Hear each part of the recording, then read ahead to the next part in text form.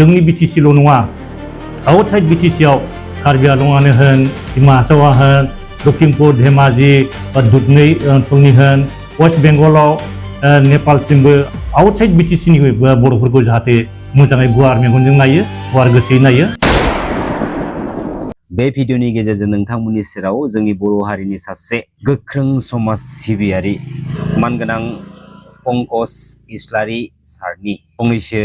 रायजोनि सिगाङाव फोरमायथिनाय बाथ्राफोरखौ लानानै फैनाय जाबाय। नोंथांमोना भिडिअखौ कमप्लिट नायजोबबानो जाबाय। गोजोन्थों, खुलुमबाय, जय बर' हारिनि जय बर' हारिनि। खुलुमनाय थाबाय बयखौबो। दिनै नोंथांमोननि मिडिया आंनियाव फैनायनि खारनखौ आं बेखौल' बुंनो सानदों जे दा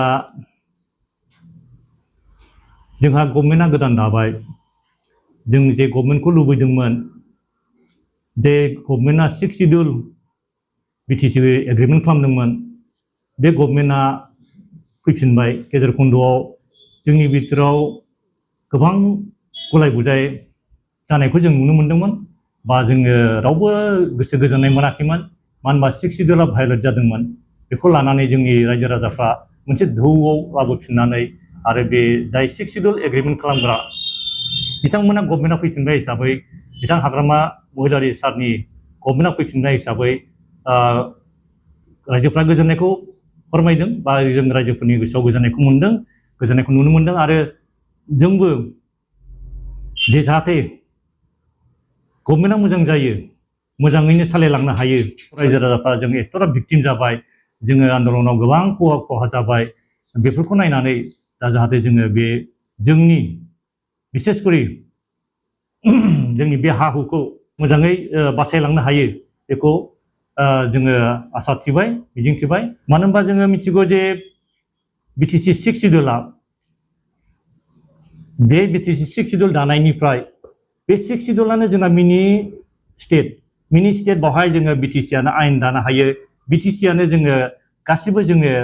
रुल्स एन्ड रेगुलेसनखौ बानायनो हायो। दा बे कनस्टिटिउसनजों बे आयेनजों थाङोब्लानो गभर्नमेन्ट सालायनायाव जेबो जोंहा उसुबिदा जानाय नङा बा हेम्पार जानाय नङा। जुदि बेखौ भायलेट खालामोबासो, अलट पलट खालामोबासो, सेर खालामोबासो बे जिनिसा दिगदार जाहैगोन। बेनिखायनो जे 6 शिड्युलाव जोंहा दङ, जेरै जोंहा 75:25 जोंनो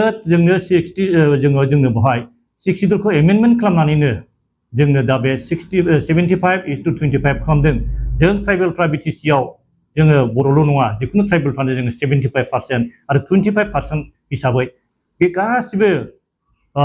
स्कुल कलेजनि एडमिसननिफ्राय लानानै साख्रि बाख्रिनिफ्राय लानानै बे जादों 75:25। गुबुन हारिफ्रा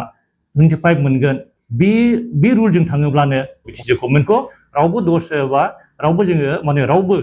भुल बुंनो हानाय नङा बा खुनु आयेनावबो फेजेननो हानाय नङा। बेनिखायनो बे रुलखौ मानिनांगोन आरो जोंनो बे 6 शिड्युलखौ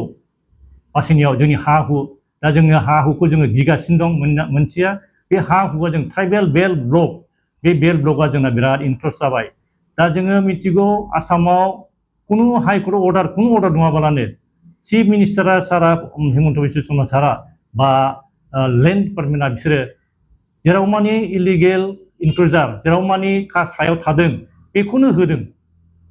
दा जोंहा हाइकर्टनि अर्डार दंखायो, हाइकर्टनि अर्डार दङ आरो जोंहा जोंनि 6 शिड्युलनि रुल आयेन बादियै बेवहाय इलिगेल जाय इलिगेल माबाफ्रा इनक्रुजारफ्रा आरो जायहा इलिगेल बिसोरो जाय मोनथावा बे मानसिफ्रा जोंनाव इलिगेल इनक्रुज जानानै दं, बेखौ जाहाथे थाबैनो होखारनांगौ आरो होखारो। आरो बे होखारनायाव बे हाग्रामा सारा जा बिटिसि गभर्नमेन्टआ जाहाथे बेखौ नोजोर बोनानै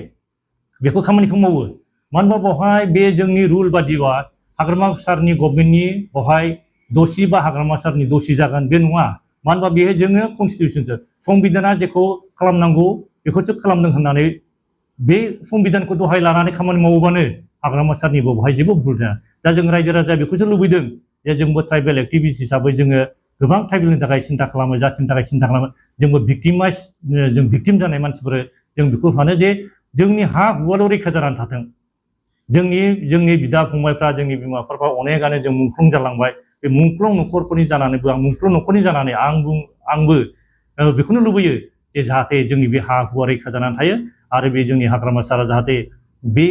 हा रैखाथियाव बियो बिथाङा रावजोंबो जाहाथे कमप्रमाइज खालामनो नाङा मानो होनबा बेखौ बिथाङा गाव सासे आन्दलनकारि हिसाबै बिथाङा मिथिगौ आरो बिथाङा बे एग्रिमेन्ट खालामनाया बे बिराद मोजां मोनसे एग्रिमेन्ट आरो बे एग्रिमेन्ट बे 6 शिड्युल एग्रिमेन्ट बिराद मोजां मोनसे जोंनि पावारफुल एग्रिमेन्ट पावारफुल जादों जेराव माने बियो एमेन्डेड 6 शिड्युल जायनि थाखाय बे बड'लेण्ड टेरिटरियेल काउन्सिल बियो बेवहाय माने जोंनि जेसेबां पावारा गोहोआ दङ बे गोहोखौ जाहाथे बाहायो आं बेखौनो जोंनि मानगोनां हाग्रा महिलारि सारनाव चिफ सारनाव जोङो खावलायो जोङो बेखौबो नोजोर होनांगौ आवगायाव हाग्रामा सारनि दिनाव जे खामानिफोर बिथाङा एग्रिमेन्ट खालामदोंमोन जेसेबां दफा एग्रिमेन्ट खालामदोंमोन बे दफाफ्रा अलमस्ट माने जाफुंबाय कमप्लिट होननानै जोङो साननानै लानो हायो नाथाय बेवहाय बिनि बिथोराव जोङो मोननै मोनथामखौल' आङो आसि थुनानै बा बुंनो सानदों जे 95 भिलेज माने गामिफोर 95टा गामि जे सोनांगौमोन बै समाव बे 17 बोसोराव बिथाङा बेखौ सोनो हायाखै बा सोनाय जायाखै बा बिनि थाखाय इन्टारेस्ट लानाय जायाखै बे मोनसे दुखुनांथाव जादों बिनि थाखाय जों बे एग्रिमेन्टआव बिथाङा बे मोनसे लेप्स जानानै थादों आरो बिनि उनाव कार्बि आलंनि बर'फोरखौ जे खालामनांगौमोन बे 17 बोसोराव कार्बि आलंनि बर'फोरखौ जोङो एसटि हिल्स स्टेटास मोनहोनांगौमोन बिनि बेलायावबो गोहैले जानानै थादों बे मोनसे आरो जोङो सेपारेट डाइरेक्टरेट जार्मानि बर' मिडियामनि थाखाय सेपारेट डाइरेक्टर खालामनाय बेवहायबो जोङो बे जिनिसखौ जोङो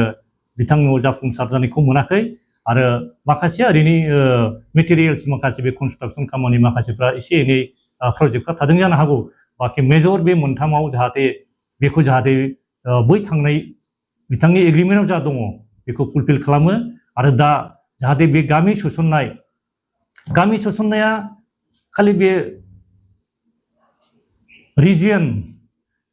बड'लेण्ड टेरिटरियेल रिजियन बे रिजियनजों सोसननांगौ बे नङा जों बिटिसि आवनो जोंहा सोसन कन्टिगुवास बे बिटिसि आवनो जोङो 50% थानाय बर' गामिखौनो सोनो हायो बे खुनु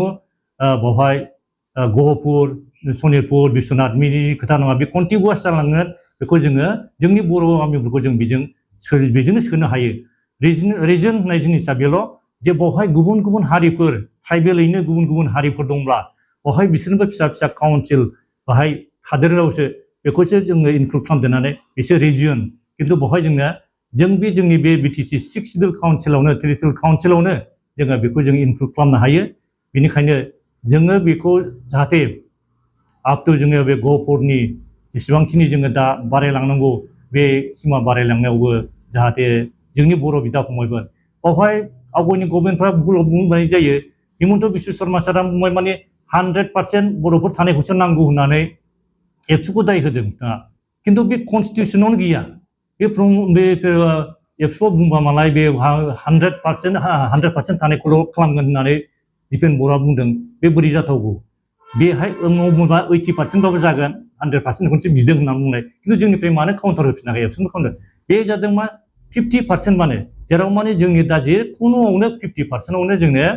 एसटिफ्रा 50%आवनो 50% मोनब्लानो बेहाय जोङो थानाय गामियावनो होन बाहायबो जोङो मार्कटार माने माबा मोनसे एग्जाम होनायफ्रावनो होन 50%आवनो जोङो बर'फ्रा बे ट्राइबेलफ्रा 50%निनोखा बेवहाय बै बे 100% बासो 80% बासो सोनाय बेबायदि खुनु मोनसे नियम बे रुल गैया बा सोरबा बुंबानो जागोन बे नङा बे कनस्टिटिउसनाव जादों मा जों 50% ओंखायनो बे 50% जों लादों 50% नङाब्लाबो जोङो जोंनि जे जायगायाव बर'फोर मैखोम जायगा दं बेवहाय जोङो लाबावनो हायो जों डिमान्ड खालामनानै लानो हायो जाहाथे बेखौ चिफ सारा खालामो आरो जोंनि बिटिसिल' नङा आउटसाइड बिटिसिआव कार्बि आलंआनो होन डिमा हासावआ होन लखिमपुर धेमाजि बा दुधनै ओनसोलनि होन राभा हासङाव बेवहाय बे जायगायाव जे जायगायाव जोंनि बर'फोर दं बे बर'फ्रा जाहाथे आलाय सिलाय जानाङा खालि जोङो बिटिसिआवल' थानानै जोंनि बर'फोरखौ सेभ खालामनायनि खोथाखौ सिन्था खालामालानो आवगायाव जेरै बिथाङा हाग्रा महिलारि बिथाङा गुबुन जोंनि आसामाव थानाय गुबुन जायगायावबो इभेन वेस्ट बेंगलाव नेपालसिमबो आरो बहाबा जायगायाव बिथाङा गोबां खामानि मावहैदों गोबां हेल्प खालामदों दा बेबायदिनो जोङो आउटसाइड बिटिसिनि बर'फोरखौ जाहाथे मोजाङै गुवार मेगनजों नायो गुवार गोसोयै नायो बेखौ जोङो आसा खालामो आरो अर्थात सम्भब जोङो हाग्रामा महिलारि सारनि गभर्नमेन्ट सालायनायाव जोङो जाखिनि नांगौ जोङो मदद खालामनांगोन जोङो एसे ट्राइबेल एक्टिभिस्ट हिसाबै एसे माने कनसियास स्टेजन हिसाबै जोङो मदद खालामनो थाखाय जोङो राजि दङ